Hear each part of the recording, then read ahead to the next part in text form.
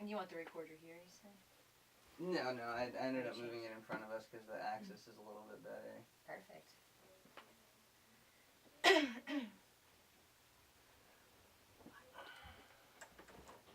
Do you want a pillow?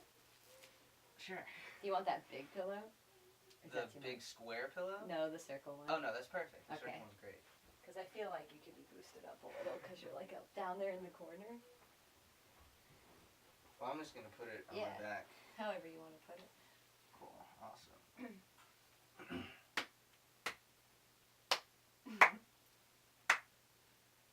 That's going to help me sync it up. Cool. Ladies and gentlemen, welcome to the show. We're here in the Gainesville, Florida home of Caitlyn Vinci from the band Vowls. They just put out in summer of 2017 an album called Is That the Big Dipper? We'll talk about why. She's best known for her memorable and inclusive live performances meant to give people a sense of connectivity with the universal heart. You did well. Yeah. Vowls has been called eclectic folk heart music, and their goals for 2018 are to further break into the festival scene. We'll talk about your set at Okeechobee Music Festival. Crazy story. We'll talk about one of your other goals, which is promoting the album you guys recorded last summer, and we'll just talk some about your process. So the question that I have, and the reason that I really wanted to do this, is because you and I have known each other for a long time in Gainesville now and have been in similar circles of musical and artsy people. And when Kylie and I went away to North Carolina the first time, Vowls was just kind of becoming a thing, and it was like just this thing that was happening. There were a lot of bands in Gainesville that were kind of being very active, especially when the Jam was around, doing a lot of stuff. And here was Vowls, which was this kind of thing that was going like this, kind of waving around in the dust of everything else that was going on. Yeah. And then we came back, and it was a whole thing, and you were like owning it in a way that I had never seen you do, and that was really cool. So, I mean, specifically, let's talk about the early days of Vowls. What made that change happen? What made you go from having a dynamic of just kind of going with it, playing with whoever was there, and then bam, now it's the whole thing, you're the engine. Please tell me about that. Well, Vowls started out just Tristan and I. It was actually Tristan hosted the open mic at Coffee Culture, and I just worked at the coffee bar, and I finally got enough courage to start playing, so I would start playing solo sets. And Tristan, just being the awesome musician and best friend of mine, was like, we should start a band. And I was just like, a band? Oh, whatever, man. Like, I don't do that. But, so we did. We started a little band called Vowls, and him and I would just play shows, and we played together for 2 years, really just at the Jam, and we played at the Bowl a couple times, and we would open for stuff, and I played guitar and he played bass. And it wasn't until, I guess it was about a year and a half or 2 years ago, that Russ and Amy and Jordan all joined the band. And I think that they are really the main reason why we kind of blasted off. Oh, interesting. Tell me about that. Well, we got a gig playing the Nude Bashes down south. Nice. Tristan had played them, and he asked if something came up, and we decided to play, and we were like, well, it'd be kind of cool if we had like a bassist and a drummer, and so Amy and Russ joined and just came down to just play that one show with us, and Tristan got on the drums, which was something he really wanted to do, and Russ took the bass. And we just had such a great time playing with them. I mean, we played for like 4 hours, and when we got back, we were just like, man, like, we kind of sound like a band. We could just keep doing this. And that's kind of how that developed. And then we started playing shows in town with the more full sound. All of a sudden we have drums and we have a bass and a melodica. Just changed everything. Yeah, so just to rewind just the tiniest bit, so what you just told me is that your first performance with essentially the current lineup, like the Vowls lineup, was a 4-hour performance during which everyone on stage and everyone in the audience was to some degree naked because it was a naturist. I mean, event. everyone was pretty much naked, like 90% of us, you know. And yes, that's correct. I never thought of it like that. So what kind of dynamic did you find on stage, not only playing with people you hadn't really played with, but playing with people for the first time? Well, to clarify, we had played with all those people. Okay. I mean, we're talking about, like, my 4 favorite humans on the planet. Okay. Like, we jammed together and played together a lot. We were familiar with each other's songs. Right. It was definitely interesting playing naked for the first time. I think that was the end of all stage fright. Okay. Like, nervousness, everything. It was like the ultimate thing. And it was new for everyone else, too. They had never done that. Yeah. Was stage fright a thing that you had to overcome to do this? Yeah, I mean, overcoming stage fright was the initial motivation for playing guitar. Mm-hmm. I played when I was younger, and then I kind of put it off to the side, and I was always really terrified to sing, to get on stage, talk in front of people, take video interviews. Yeah. It was like the most terrifying thing in the world to me. Okay. And I started to feel an urge to want to sing, like I started to feel that thing, and I recognized that I just couldn't do it physically. Mm-hmm. And I kind of got to this point where it's like, man, like I feel this thing that I want to do, and I'm allowing fear to stop that. So I decided I really needed to like push through that. Mm. And I had no intentions to like be in a band, or I didn't really have any intentions other than that. You know, like I knew this was like a big thing for me. And I also work the open mic at Coffee Culture Sunday nights, 7 to 10 p.m. Nice plug. That now Miss Amy runs, that Tristan's flown up north. But, yeah, so stage fright was a huge thing. It was the thing, you know, that started all of it. Mm-hmm. Wow, when did you realize that you had stage fright, if it was before you decided to dive into guitar? Well, I mean, if my whole life, it's like, okay. You know, when I was a kid, like, I was the person who performed the absolute least in my drama class. I somehow got away with getting on stage once. So it was there, and then, you know, I've always been around musicians since high school, and I played drums, and I would do random stuff, but singing specifically, it was singing in front of people that I had to get over. Mm-hmm. That was the motivating factor. Wow. So was there a specific event that made you come to that decision? Yeah, actually, I was sitting on the back porch with my friend Kate, and she was playing all these awesome songs that she does and just being super cool, and I really wanted to sing with her, and I recognized that I just couldn't do it. It's like my throat was closed up, and it like bothered me. It was like, man, like I can't just sit on the back porch with my friend and like sing with her. Yeah. You know, and then later that night she came out and talked to me, and she was like, man, I'm so nervous, like I hate singing in front of people, and really opened up to me, and it really hit me that it's like, man, this is something that I can actually like overcome. Yeah. You know, because I just had it in my mind. You know, for so long, the voice in my head said, you're not a performer. You don't perform. That's cool. No, you just don't do that. Right. Yeah. Oh, man, I love that. I love overcoming stuff. I love stories about people overcoming stuff. Was that the first big thing in your adult life that you've overcome? Or did you already have a taste of the overcoming?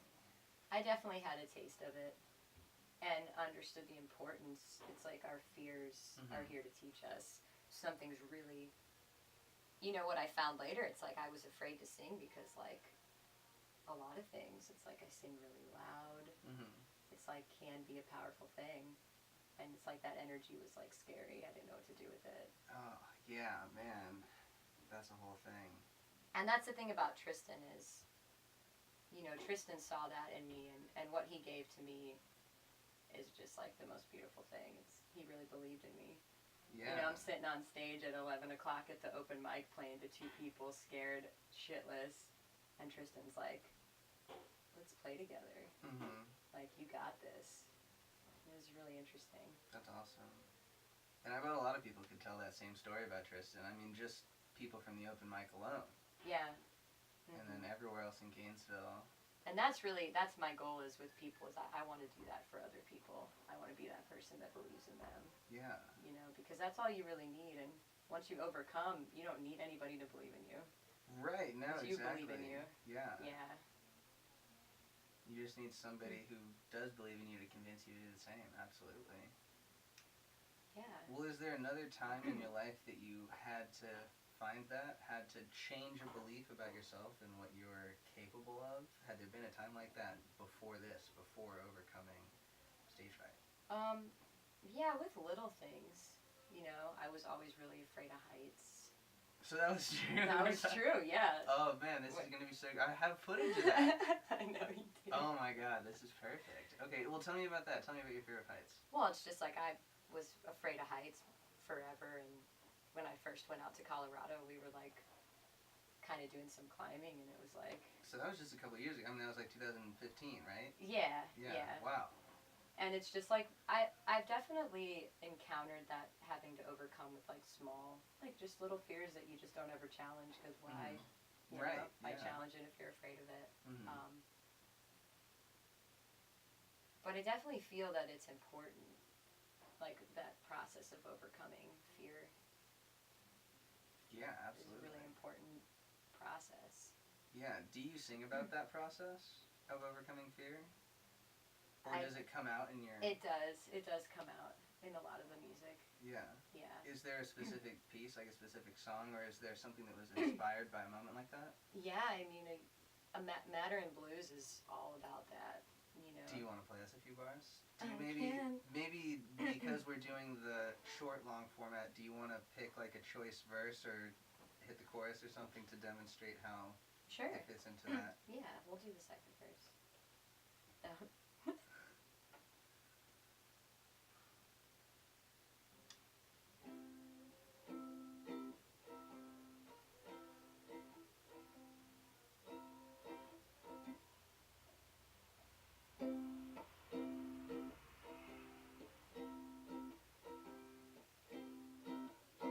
Dreamer, dreamer, you are not that. What made you think that you could be that?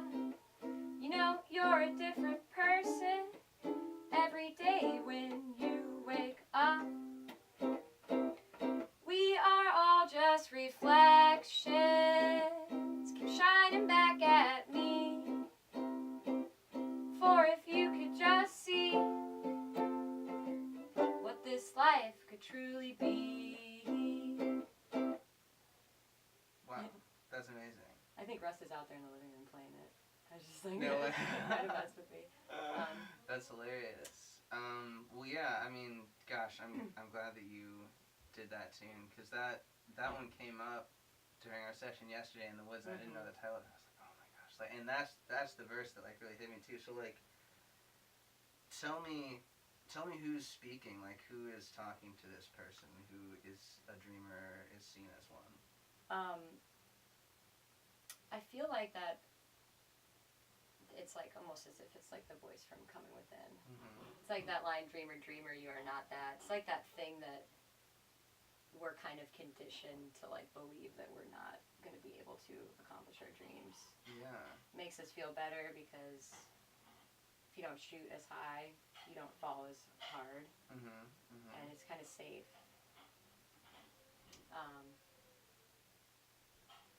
I actually spaced out on the first line of that verse, but it's like do it. Keep on walking on the inside, steering clear of that dark line. How do you know if you never try?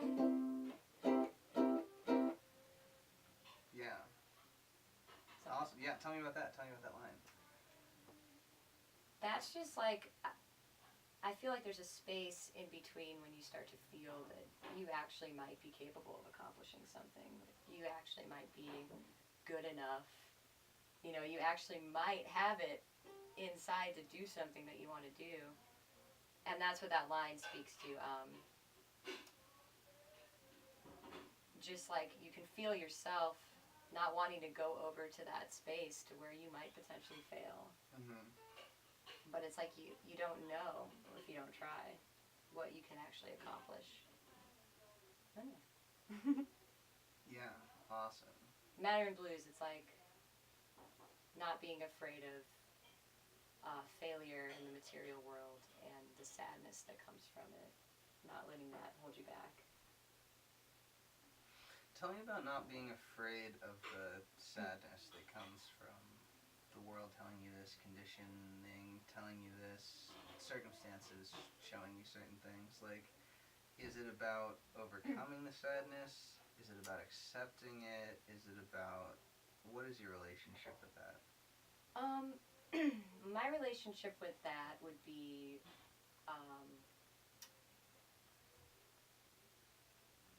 feeling the sadness when it comes, but also recognizing like what is sadness rooted in.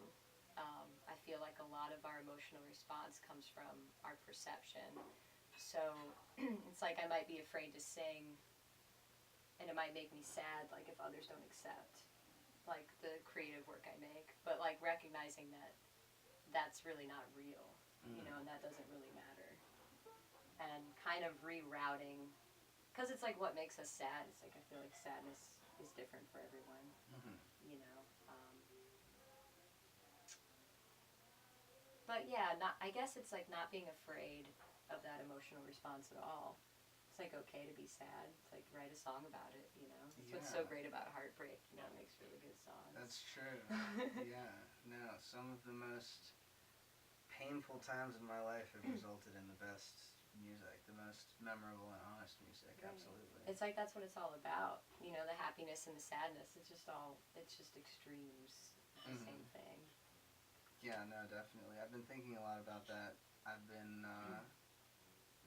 spending a lot of time just like in prayer and figuring out like what prayer really is, because before the last year, I mean less than a year, like I had a meditation practice and had been doing like mantra recitation and stuff like that, but it's the first time now that I've tried to like visualize thinking, feeling being that is God, that is the universe, and trying to talk directly to it. And it's like it works differently on the brain, and I've learned, or at least found, that for me the biggest thing is start and end with saying thank you. Like ultimately the most I'm going to possibly get out of it is feeling gratitude, and so it's like just the exercise of waking up in the morning and saying thank you before anything happens, and going to sleep at night, and you know, the last thing I do is say thank you again.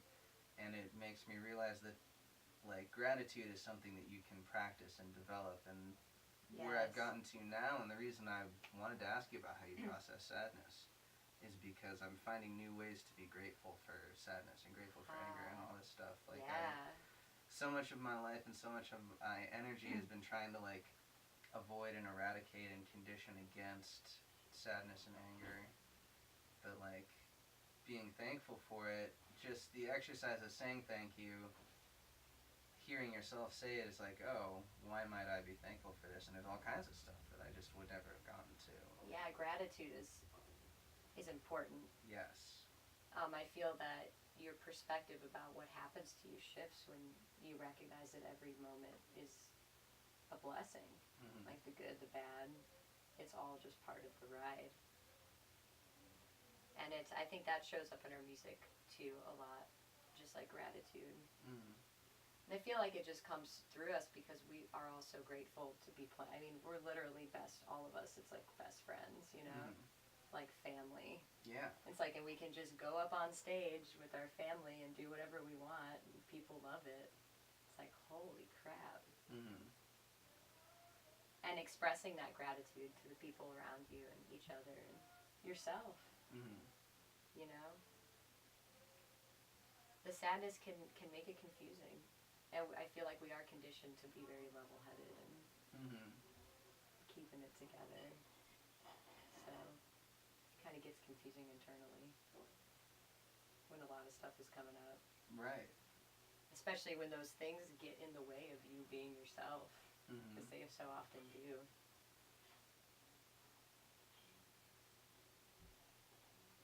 When people go to your shows and you guys get up as a family and you do your thing and they love it, what do they love? What have you heard from people, or what do you see in people in the audience? I feel like people really like the subject matter that we talk about. Mm-hmm. I feel like the lyrics are really accessible, and I don't want to use the word catchy, but can be sort of catchy. And I also think that people recognize that, like, we're all just up there having a good time, and Mm-hmm. we really try to eliminate that separation between us and the audience. You know, it's like we're all just there together. Like, right now we're playing and you're listening, and later you'll be playing and we'll be listening. And Yeah, I like that. you know, it's not. Yeah. Yeah. That's very cool. So, and maybe we've already covered this ground, but before you mentioned that you wanted to talk about the process of becoming a musician, and I guess I want to take that all the way down to the basics. What does it mean to you to become a musician? For me, being a musician is just about having some ability to play an instrument Mm-hmm. at all, and not being afraid to creatively express myself with that instrument. Mm-hmm. Like, as far as that process goes, I think it has very little to do with, like, I feel like technique and being good at playing an instrument is a huge part, but that's like the easy part. You know, I mean, that's like, that's the part that it's like, once you get to a place where you can do that, you just cruise and you do it, and that's your life, and Mm-hmm. that's what's up. But, like, getting through all the barriers, all the fear, and the conditioning, and the critical side of your mind, for me, is, I found, is the challenging part. If I could find a space where I can drop all that and just practice, like, cool. Mm-hmm. I think I'd be great. Yeah. You know? But even how we perceive ourselves, you know, gets in the way of us practicing. Mm-hmm. Gets in the way of us actually learning techniques. It's wild. Yeah. Yeah, so tell me about that, the relationship between your practice, like your technical practice, the daily act of doing it, and your conversation with yourself.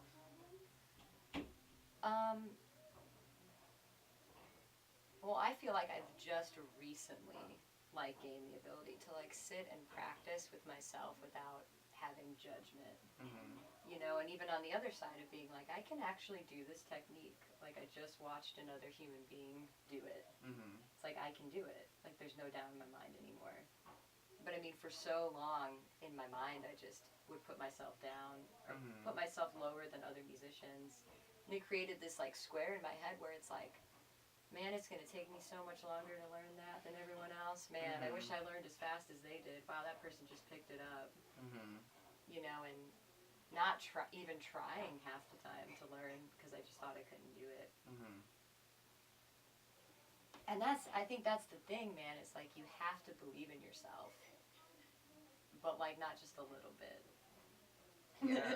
You know, like, you really got to believe that you can do it. It's like, if one human can do it, we all can. Like, our bodies, our minds, we can do it. Mm-hmm. How much do you believe in yourself, Caitlyn? I mean, I definitely think that what I call Caitlyn Vinci is sitting here with Wilson. I believe in that. Nice. I mean, I do believe that if I really set my mind to it, I can accomplish whatever I want to accomplish in this life. Not saying that I don't have any fears involving all that still, but I believe in it. Yeah, you can accomplish whatever you want to accomplish. Do you believe that you can accomplish what you don't want to accomplish? I mean, I guess I could. But do you think you will? Because ultimately, will and can, as far as I'm concerned, are the same thing. So what, like a thing that I don't want to happen, or just something that I don't necessarily want to accomplish now? I don't know. Do you think that you could endeavor to do something that you didn't truly want in the center of your heart? And do you think that that would come to fruition, or do you think inevitably it would come? I think inevitably would crumble Yeah. for me. It's like ultimately I found like things that don't really resonate in my heart. It's like I don't hold on to them that long. Mm-hmm. But I think I'm capable. I guess I'm capable of like closing that off. I mean, other people do it. Yeah, absolutely. So I could shut all that down, Yeah. you know. So let me jump in with a piggyback question on that one. When you see something, at least on the surface, when you see something crumbling that you are trying to do, that you do want to do, how do you reconcile that? How do you make that work in your like structure? if something that I want to happen is falling apart. Yeah, how do you come to terms with that, and how do you get past it? I mean, I think a lot of that just has to do with really accepting and believing in the process. Mm-hmm. You know, instead of being so hyper focused on like this cosmic event that is bringing so much awful heartache to my life. Mm-hmm. It's like, you know, in the big picture, it's just another piece, and kind of like brings it back to gratitude. It's like I have to be grateful for all those things, even if they're not what I want in the moment. Mm-hmm. But I found, like, especially I've noticed with the band, it's like we've had so many moments of like, what are we gonna do? Like members leaving, Yeah. members coming. Mm-hmm. We still, you know, we don't have a plan. Yeah. You know, it's like we're just riding off that energy. Mm-hmm. But just really believing it's like it's gonna be all right. Mm-hmm. You know, I think the first set Tristan and I played was a Halloween set at the Jam, and I was playing guitar and he was playing the djembe and the bass, and we got all set up and I was like super nervous, you know, it's like my first gig. I'm dressed up like I think I was like a disco pirate. Oh, it was Halloween at the Jam? Yeah, it was Halloween at the Jam. And I get on stage and I got my mic and I'm like, maybe I can do this, you know, and Tristan goes, shit, I forgot my bass. And I was like, oh, that's great. And I was like, well, at least you got the djembe, we could just make it work. And he's like, I don't have the djembe either. Oh my gosh. So we just like got a drum from the Jam and just like had an awesome set. And it's like I could be like, you know, I could let all that stuff make me feel like it's gonna be awful, but it's like, yeah. I'm finding now it's like that's the good stuff. That's the good stuff. It's like, man, now we get to do it like this today. Like, how cool. Yeah. You know? Yeah, no, I mean, Hail Cassius Neptune, like, one of our favorite performances ever was way back when it was just me, Kylie, and Benny, and it was when we were playing Purple Hatters Ball, but it was the night before, and we were just kind of wandering around, just seeing everyone's campsite. You know, it was midnight or 1 or 2. It was, you know, towards the end of all the music and everything. We were just wandering around, and I had a guitar, and we just got in a conversation with some people from Atlanta that we met there at their campsite, and they were like, oh, what's your band like? And I was like, well, I've got a guitar, like, everyone's here, like, let's see if we can demonstrate what this band sounds like. And so we did like a 3 or 4 song set just for these like 2 people at their campsite. Oh, that's the good stuff. And it was like, you know, I was playing in a different tuning, like my electric guitar, that was when we were a 3-piece, I played in the low tuning, and like it was a baritone guitar. So I was like transposing everything in my head and trying to figure everything out. And Benny either had like nothing and was playing with sticks, or had like a little hand drum, like a little Doombeck or something. And then Kylie was just singing, you know, without her effects or any of that. But we all are like, yeah, man, like, looking back, like, that was an awesome performance. Like, the vibe was there. It was really cool. We played well. It was, you know, but that was, there's no way we could have planned ever to have that performance. You couldn't have made it, you couldn't have done it if you wanted to. Yeah. If you wanted to plan it out. Because it wasn't just deciding we were going to do our thing acoustic. It was like, in the moment, we got to figure this out right now. It's like, you know, just in conversation, we're showing these people how we do our thing. You know, we're not going to sit down and prepare. I'm going to learn to transpose all these parts, and Benny's going to learn to reduce everything he plays on a drum kit with 3 toms and all this stuff. Yeah. We're just doing it, and so the energy and being forced into the situation of doing that is what created it. Yeah. It was all that stuff. Stuff you'd never expect. So, we should talk about your set at Okeechobee then. Just start by just tell me what you told me before, like the whole story. So you guys are at the festival, it's you and Jordan, what's happening? So it's just Jordan and I, and something that you might want to know about Vowls is we're everything. Sometimes